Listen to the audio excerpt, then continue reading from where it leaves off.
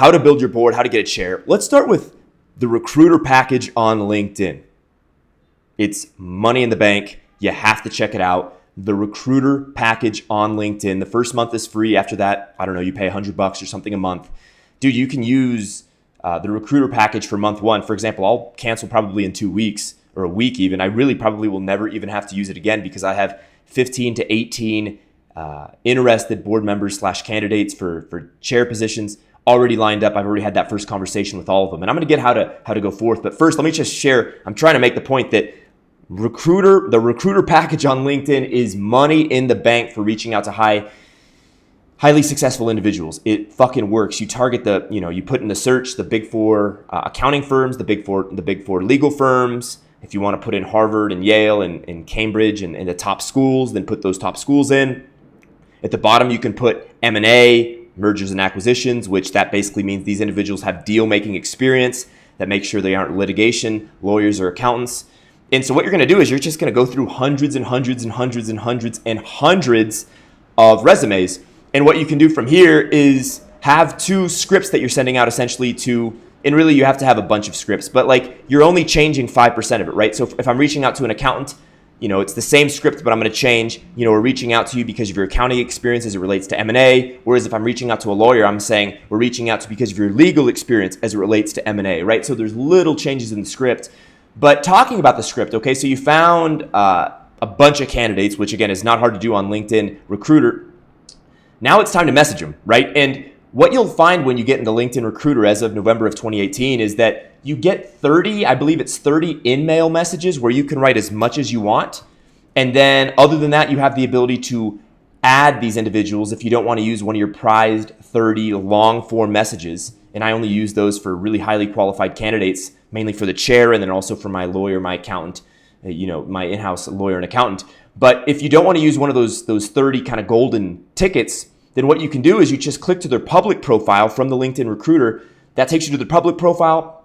From there, really simply put, you add them as a friend. 95% of the time you can add them as a friend. Very rarely will it say you need their email to, offer to be a friend with them, or a connection, I believe is what LinkedIn calls it, right? So you reach out and then you get about 50 or 100 words worth of maybe even 150 words worth of space to kind of make your pitch. And that's exactly what it is. It's your elevator pitch, right? So what you really have are 2 generic scripts. You have your long form script that's, hey, this is what we're doing. This is why we're doing it. We need a world-class chair. I learned this model from, say, Dan Pena, right? So you have your long-form script, and you get those scripts at the QLA Castle. I'm not going to go into the scripts because I think that quite literally would get me kicked out of the program. But you have your long-form script, and basically, if you haven't gone to the Castle, then just think of the most persuasive shit you can put down as to why this thing that you're working on is a winner and why they want to be on board of this very exciting opportunity, right? So you have your long-form script that you're going to send out if you use one of your 30 in-mail messages. And then you have your short form script that maybe is 100 words that gets right to the point. Hey, this is what we're doing. This is why it's exciting. We're recruiting board positions with free founders equity. Are you interested? It's something like that, right? Hi, I'm the founder of so-and-so investment group, and we're excited about consolidating this industry for this reason, that reason, and that reason. We're currently recruiting board positions. Are you interested? And then you send the connection request. It's like a friend request on Facebook, right? So that's the reach out process, okay? So you reach out to, in outbound, baby, fucking message a ton of these people. Like the more the merrier, right? The more the merrier. And what you're going to quickly find is if you send a day's worth of outbound messages on LinkedIn, if you send 100 to 200 outbound messages, and if you don't get some serious interest, then your copy sucks. That's a marketing term, right? Or a sales marketing term, right? But what that means is your shit's not very persuasive, buddy. So if you're not getting interest after that first day when you send out, say, 100 of these messages, then you need to go back to the drawing board and write a different script, right? Make it exciting. And again, if you're consolidating an exciting industry, then this shouldn't be that hard. If you're consolidating an exciting industry, then this shouldn't be that hard. Dan Pena always recommends healthcare or telecom, and now cybersecurity. I happen to be doing something more in the real estate industry. I'll leave it at that. But my offer was very exciting and very intriguing, and that made it very easy for me to get that initial interest from candidates, whether it's for the board or the chair. Moving along. So these people write back to you, right? And you should be getting a whole bunch of messages every day. If you do enough outbound work and you're persuasive enough in your writing, then you're going to get a lot of interest. Now, what I did is I used Google Calendar, And I said, hey, thanks for the interest. I would expand a little bit if they only got the very basic message and send them the full message and do a couple of tweaks so that it made sense given the back and forth of the conversation. But basically what I did is once they had enough information, I said, hey, great, I would love to discuss this with you more on the phone for a quick phone conversation. If that intrigues you, here are 3 time slots when I'm free. Hopefully one of these time slots accommodates your schedule. And I basically said, respond back and also shoot me your email so that I can send you a deck or a PowerPoint presentation overviewing why we see this as such an exciting opportunity. Best, Jason. Right, so what I basically did, for the people that said, yeah, I'm interested, or even if they added my connection, I would then send them the long form message, right, one of those prize 30 long form messages, because once they're your connection, you can send them a long form message. You can write till the fucking cows come home, right? But my point is you're just moving shit through a pipeline. It's a pipeline. You reach out to 500 people at the top, maybe 50 get back to you. Of those 50, you maybe send all 50 of those 2 or 3 time slots in your day when you would like to discuss this for 30 minutes. I used a 30-minute time slot. That worked really well, right? So, hey, here's a 30-minute time slot. Here's 3 30-minute time slots. Hopefully one of those accommodates your schedule. You may send out that 50 times, and you may from there, I think for me, I probably sent out 3 time slots to about 50 individuals, and I got about 25. I believe I had 25 calls during the last week, 30-minute calls, with everything from chairman candidates to board, etc. Now, I'll be honest, I broke the Dan Pena steps a little bit, although in the past he's been a little bit unsure as to whether you should get a chairman or a board first, in my estimation. I believe, if you go really deep into his 1993 stuff, there were times where he said get the board and then use that momentum from building a board to get your chair. There's been other times where he says, and more recently he's now said, get your anchor chair first and then allow that to help you build the board. I just knew my deal was so hot, I reached out to every motherfucker and made offers based on what their expertise was. So for example, if it's an accountant background who didn't have a lot of leadership experience, perfect, but they have transactional experience in the accounting world, hopefully with a Big Four accountant, bang, I'm going to invite you to be my in-house accountant, right? If it's somebody who's done a ton of deals, they have a ton of different experiences, they've held leadership positions in the past, then perhaps I would make a chairman offer to that kind of a person, right? So you make all these offers, you get all this interest. Now, of those hopefully 50 people that said, yeah, I'm keen to hear a little more, of those hopefully 25 or so clicked a time slot and picked the time slot. At this point, you've probably moved the conversation to email because at least if you did it like I did, you're going to send them your PowerPoint presentation, which I created. It's just outlining the industry, giving them some clickable links, some data points that really showed why this is such an exciting opportunity. I didn't lay out my whole strategy. I had 2 PowerPoints, and I have a full deck and a light deck. I sent these candidates the light deck because I didn't want to give them my whole secret sauce, right? I just wanted to give them a taster, get them excited, get them on the phone. All right, so I learned to do that by about Tuesday of my first week of scheduling these meetings. One other thing I did is I have an assistant that I used to reach out the night before with a reminder and to attach the light version of the deck or the PowerPoint presentation. Deck and PowerPoint, those are synonymous. Right, I had her the night before say, hey, Jason's excited to talk to you the next following day at so time, and attached is the deck that you two will be discussing on your call. Best, and she put her name. What that did is it made sure that of the 25, and I may actually had 30 scheduled appointments, I got about 95% of the people join the call. I had 2 miss the call, and 1 called me back later in the week. I had a couple of reschedules that I rescheduled, so there's a little bit of these are, if you're reaching out to people in the business world, they're busy, right? If they're retirees, those guys almost always, I think, in fact, every retiree made the call on time. Case in point, though, is it's a funnel. You expect these things. You just keep moving forward. You just keep building more interest. Blasey, blasey. Okay, moving forward. You get on the call. What I found worked super fucking well for the call, and this is where I'd take notes. Dan Pena never taught me to do this specifically, but it works, okay? Be hyper honest. Not that Dan Pena didn't say to be hyper honest. I don't want to make it sound like that, because honestly, Dan Pena and who he is hyper honest. But what you can do specifically, and what I did very specifically, is I said, hey, thanks for taking the time. And I was show a lot of gratitude. That's important, right? These people are high performance individuals. They have successful careers. They're taking part of their day to talk to you. Thank them for that. Be grateful. Don't be a big prick, with a big ego. You've yet to probably win if you're following QLA. These people have already established a pretty good career for themselves. So you say, hey, just want to say, first of all, thank you for the time. I would then say, let me give you a quick introduction to who I am, why I'm so excited about what we're doing. And then from there, I'll answer any questions you have. But first of all, and I would tell them, I said, hey, I know I can do this. And by the way, in my deck, I put a really ambitious goal for the first slide, right? So I'm referring to that very ambitious goal, our mission, if you will, for the company. I'm saying, hey, I know I can do this, but I know I can't do it alone. And what I would go on to say is basically, look, you don't know what you don't know. I don't have a finance background. I don't have a real estate background. I don't have a legal background. I know how to, and then I would explain, I know how to sell. I know how to fill a pipeline, and I'm going to be working 110 hours a week on this project, on this mission, on this endeavor to ensure that we have the deal flow and the financing we need to succeed. But I can't do this alone. I want to be really candid about both who I am and who I'm not, right? Who I am is an enthusiastic, ambitious deal maker who's going to fill up pipelines for us to get funding and for us to get deal flow. But who I'm not somebody with a legal background. I'm not somebody with a financial background. I'm not somebody with an accounting background. I'm not somebody with a vast real estate background. What that means is we're building a board to cover my weaknesses so that the whole is greater than the sum of its parts. And it's for that reason that we're reaching out to you regarding board positions. I just want to say thank you again for the time. And with that all stated, I'm sure you have some questions. I'm really excited to answer those questions honestly and openly and transparently. And with that, what are your initial takeaways? That would be my introduction. And from there, I just answered questions the entire call. That's pretty much all I would do. Some people would say, tell me more about yourself. I would tell my life story. Other people would ask, where are you going to get the funding? I would explain our strategies for getting the funding. And if you study QLA, and especially if you've been to the castle, you know how to get these deals funded, right? And I'd otherwise just lay out, this is how we're going about it. Some people would have industry-specific questions.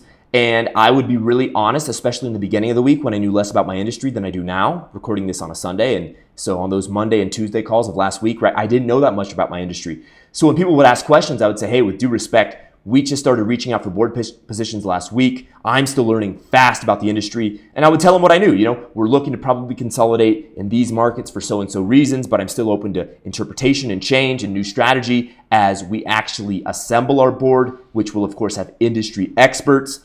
And so what I'm really trying to illustrate for you is it's about candor. It's about being candid, being honest, being real, showing where you will take the torch and lead forward, being a leader, speaking with conviction, never showing doubt, but simultaneously being humble, being honest, letting them know, hey, look, we still have weaknesses we need to shore up. That's why we're building a board. That's why, and I use this metaphor, I would steal this, in some capacity use this, right? I would say everybody else, when they want to start a business, the first thing they do is run to first base. They try to get funding, right? Or they try to make their first deal. I would say we're actually running to third base. See, we're going to score a home run, but I said, but we're running to third base first because we're actually building a board of wise counsel so that we are able to look at deals in lending opportunities from a pragmatic and intelligent eye.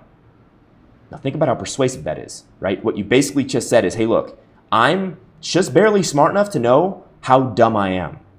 I don't know enough about this industry. I don't know enough about lending. I don't know enough about the legal processes that are involved with this endeavor. That's why we're building a board first. We're running to third base first. We will then get deal flow and look at financial options. We'll build a bunch of relationships with both potentially motivated sellers, and we will build a bunch of relationships with bankers so that we are going to be negotiating from a place of strength. But if we don't have the experience behind us to make sense of these lending options or these potential deals that we have in front of us, then what is it worth to get the funding or the deal flow in the first place if you can't assess it properly? That's why we're building a board first thing, to make sure that we have the knowledge and the pragmatism to balance with my enthusiasm so that we're both aggressive and ambitious and assertive, but also pragmatic and wise and intelligent.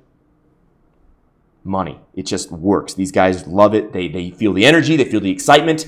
And remember Dan Pena's fifth credo, one of the 5 credos. I'll let you find that for yourself. But enthusiasm. There's a little hint. Be enthusiastic, right? Be excited about your deal. If you're not excited about your industry you're consolidating, you're probably in the wrong industry, right? So that's really in a nutshell. I'm only through the first week of conversations with these board members. But once you get on that first call and you wow them, half the time I could tell I probably could have closed them right then and there. I'm not being cocky. I'm being honest. I would say about half the conversations ended where if I really needed to close a board, like for example, if I really needed to close a board tonight, I know I can make 15 calls and probably get 7 to 10 yeses. Now I'd get some no's, some people say, wow, it's a little fast, Jason, I'm not so sure, or there's other time commitments, or for whatever reason, maybe I didn't completely persuade them on that first call, right? But my case in point is if you put in a great first performance, it's all easy sledding from there. I'm already asking Dan Pena now on the weekly reports if I can go look for deals, if I can even potentially go into due diligence. There's offers that I already see that are stellar where the cash flow easily covers the debt service. So my point is if your industry is exciting, this whole thing is way easier as far as attracting a board. If you're able to make a compelling set of reasons why this is an exciting industry for consolidation, people will likely give you an ear. They're going to say, damn, that was a good idea you had, young man. I've never really thought of it like that way. Tell me more. And then when you are a real devout student of Dan Pena's teachings, I've been studying this guy's stuff like a dog for months. It's finally paying off. I speak the language well. Then you're going to have that real interest. Don't be afraid to play board members against each other, only insofar as you're letting each of the candidates you're speaking to know that there are other candidates in the pipeline. In that, what it does is it just says, we're building a high-performance board. We're really interested in what you bring, but I need to do my due diligence and converse with the other candidates before moving forward.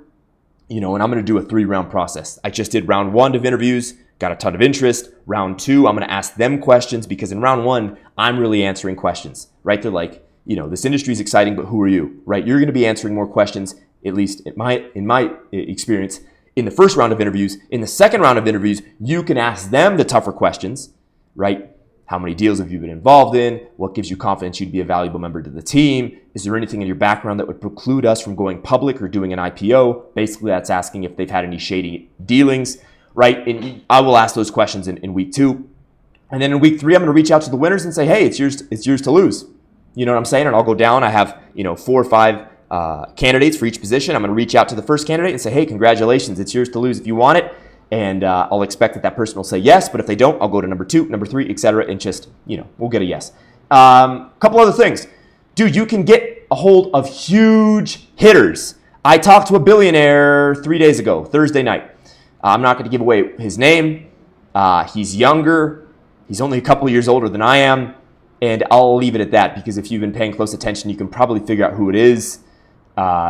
Be wise with who you interface with as far as their history. One thing that's really important is if the candidate has a blemish on their record, that's not somebody you're going to want on a board because you're trying to give the banks and the financial institutions, as well as the motivated sellers, every reason to trust you. You don't need any unnecessary blemishes. So if you find in your due diligence process when you're really kind of getting to know these candidates that they have a blemish on their record, you're going to want to sidestep that because, again, that could create some unnecessary conflict or trouble or chaos in your system. Whereas, in full candor, your first deal is not going to be easy. I know for me, it's not going to be easy for me to do my first deal. It's not going to be easy. I don't need any extra roadblocks, okay? I'm already going to have to make a bunch of bank presentations before I get some non-recourse money. I don't need to also have, I finally get a couple of institutions that really are excited about what we're doing. They want to lend to me. And then at the last second, they do their due diligence and they realize, shit, your chairman or your board member or whomever that's associated with you and your team, what the fuck is this? No, we retract, we pull back. Why didn't you tell us this sooner? You don't want that. So with that, I think that's pretty much it as far as how to get a board. Of course, there's still more for me to share insofar as I've not closed up any of my board positions. I just have a ton of options. I'm negotiating from a place of strength. And I think that's really the last takeaway is when you are negotiating from a place of strength, it's not a matter of if you're going to get your board assembled. It's a matter of how soon and how high quality will your board be. For me, I'm romancing the deal a little slower than I probably need to because I want to get a great team together. And I made one mistake this week in that for 1 day's worth of calls, I emailed them that night suggesting we do a second call next week. And of those individuals, I don't think I've heard back from any of them, whereas I heard back from almost everybody else who I gave at least 24 hours after the call to reach out for the next call. So the point, the takeaway there is don't rush. I wasn't meaning to rush on. There was my Wednesday's calls, all my calls on Wednesday. I reached out that night late and I just said, hey, great call today, or, a little something. Here are 3 slots for next week if you want to continue the conversation. As of Sunday, I've not heard back from those individuals. Now, I think that I just gave them too much on their pipeline. And if I reach out and say, hey, by the way, just wanted to kindly remind you, these 3 time slots are open for you. We'd love to discuss further. I think a couple of those will probably be interested and move forward. But I learned a valuable lesson that day. Don't overwhelm these individuals. They're especially the ones that are professionals. right, that are in their career, they're already working 60, 70, 80 hours a week. Don't be in their inbox too often. It's the same as dating, right? We've talked about dating on this channel a lot. You don't overwhelm the woman with your attention. So that's a mistake I made this week.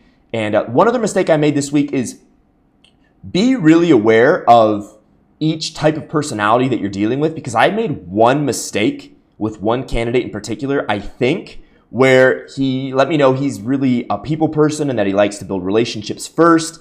And I probably didn't open up enough to him, whereas I had a clear opportunity to open up, to really share my story. Ideally, you're good at communicating your story. I am, because of my history, right? These are things you do want to work on. Go to Toastmasters, different things like that if you're not, proficient yet in communicating yourself, communicating and sharing your story. But I didn't go deep enough into my story with him, and he basically gave me the green light to say, don't talk about business, young man. Tell me about who the hell you are. And so if you ever get that sign of tell me about who the hell you are, then go down that lane. Whereas if you get the lane of how are you going to get this thing financed? How are you, where are you going to consolidate? Tell me about your strategy. Some other individuals, I would say more the New Yorker types, they're all about business, baby. Tell me about your strategy. Why are you a horse, or why are you a jockey I can bet on, right? So with those guys, don't go fucking cutesy and tell them about your story and how you scraped your knee and it made you a stronger person who's ready to lead, right? Get right to the fucking point. And when you understand personalities well and craft your pitch, if you will, on the fly using real-time social calibration, then you're going to be a lot better. Now, that's a skill I've worked on for years, apart from dating, apart from selling. You may or may not have that experience. If you don't quite have that experience to pivot quite as quickly, then what you can actually do is just ask them, what are you more curious about? The business endeavor or myself, right? Or you can ask them some form of that question, and that, that will make them tell you, right? For me, I could generally smell it out. So I needed to pivot without asking. I knew what to do. With the one guy, I didn't go deep enough with him, I reckon. So there are certain things you're obviously going to learn. Be open to that learning. Take some time to self-reflect would be my recommendation. And with that, I'm pretty much out. If you have any questions, hit me in the comments, and I'll talk to you in the next video. And by the way, if you've liked the video, thumbs the motherfucker up, subscribe, and kick some ass. Yeah, we'll leave on that.